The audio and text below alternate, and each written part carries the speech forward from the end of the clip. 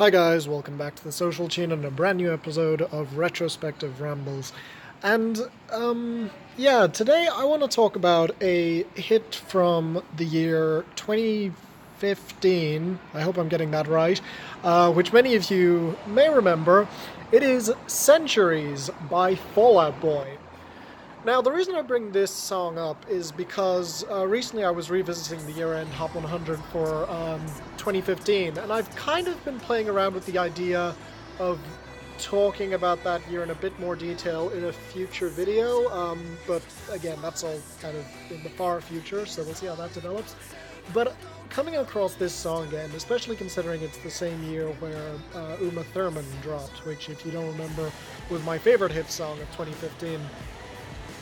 But Centuries, the thing is, Fall Out Boy has had several hits over the years from, like, of course you have their kind of revival in 2013 with My Songs Know What You Did in the Dark, but throughout the 2000s they had several huge hits, and to be honest, there is not a song of theirs that became a hit that I am not a big fan of, with the exception of this one. I don't know what it is. It's not bad, I'll say that. It's a decent song, but it just... It tries to go for huge bombast and theatrics in a way that actually reminds me a fair bit of Panic at the Disco, and just like a lot of Panic at the Disco's material, it doesn't really work for me as much as I'd expect.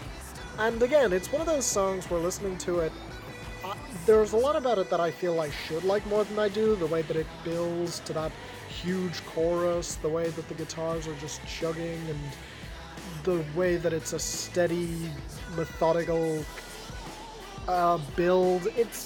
There's a lot to it that I should like, but it just ends up feeling kind of clunky to me.